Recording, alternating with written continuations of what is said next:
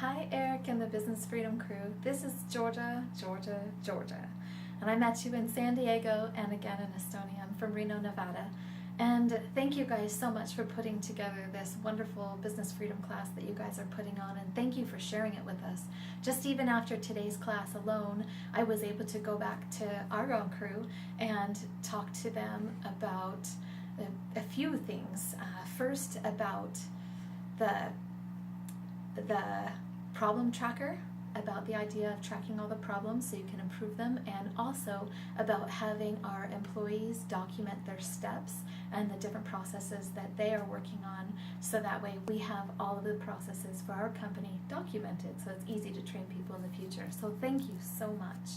So at the very end of the wonderful class today, you did offer to be passing out 2 wonderful tickets to your Business Freedom Speaking Academy course, and I would love to be a recipient of that, as well as my husband. His name is Nick Vanderville. He got to attend your Business Freedom class in Estonia on the very last day, right before the pirate party.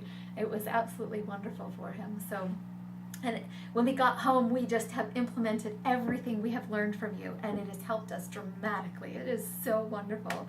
So just to tell you a little bit about us, back in 2014, we went from having, an 8-person crew down to losing our very last employee and having 2 little infants, a 2 and a 3-year-old, and working 16-hour days, both of us working 16-hour days.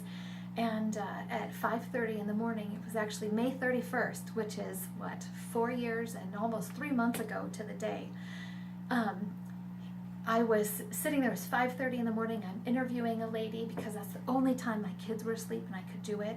And I was sitting there interviewing her, and my brain just kind of did this little crazy flip-flop, and it just twisted, and I couldn't function. And after 2 months of testing and having all of these different tests run and undergoing painful tests that left me lying on the ground for 3 days with tears running down my face, with a 2 and a 3-year-old just climbing all over me, I was diagnosed with a neurological disorder. And but then at that point, we had gotten another employee, and we were starting to kind of try and move in a positive direction. And then 2 months right after that, I'm backing out of the driveway. I've got my 2 and 3-year-old in the back seat. I'm heading down to go get an oil change. My husband calls me, and he says, "Hey, something's wrong. I think I felt a lump." So, thumbs down is right. So, an hour and a half later, he's heading into the emergency room. We've got the oil changed, but he's heading into the emergency room, and within 24 hours, he's undergoing surgery to remove cancer. It was a really, really tough time.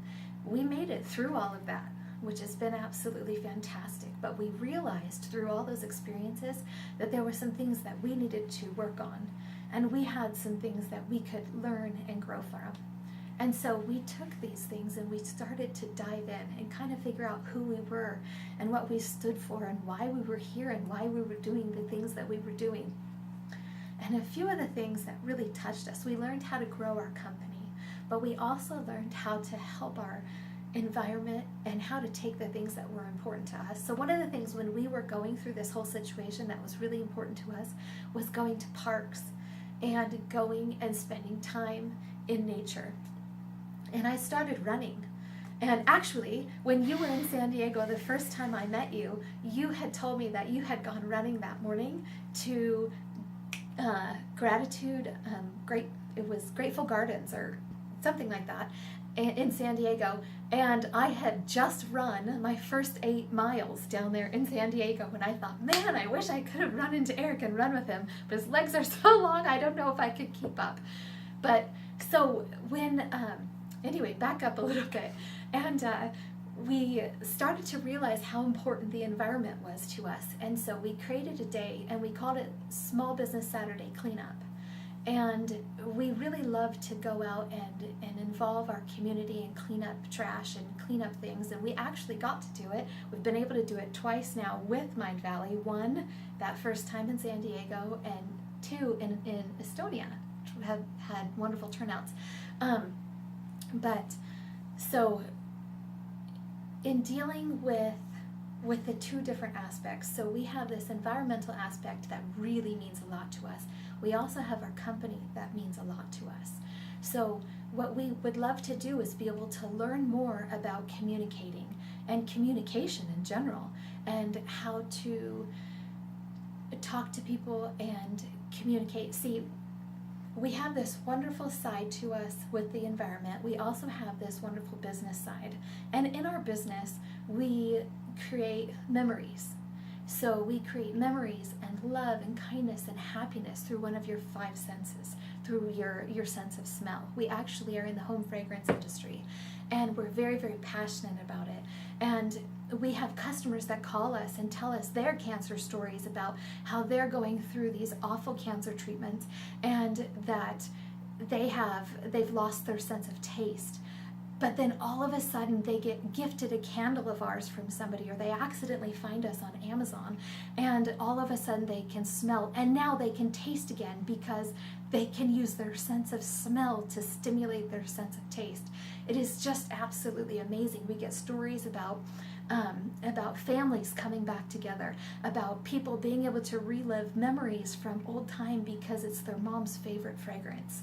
And then, I mean, we have these wonderful, just amazing stories that go into the product, and we would love to be able to communicate better with everybody that we interact with, so that we can share these things, and so we can grow this wonderful community that we have. We can communicate with our customers and our employees and our prospective customers, so that we can take that and spread that. And at the same time, with the environmental aspect, what we really want to do is be able to contact humanity minus companies. So it's not just about taking a concept of cleaning up trash and going to all these small companies and talking to them about picking up trash one day after work someday. That is a fantastic start, but it's also being able to go to these massive humanity minus companies who have trash everywhere, like McDonald's, and being able to talk to them and saying, you know, let's work together and let's create not telling them they're humanity minus, but really going to them and taking their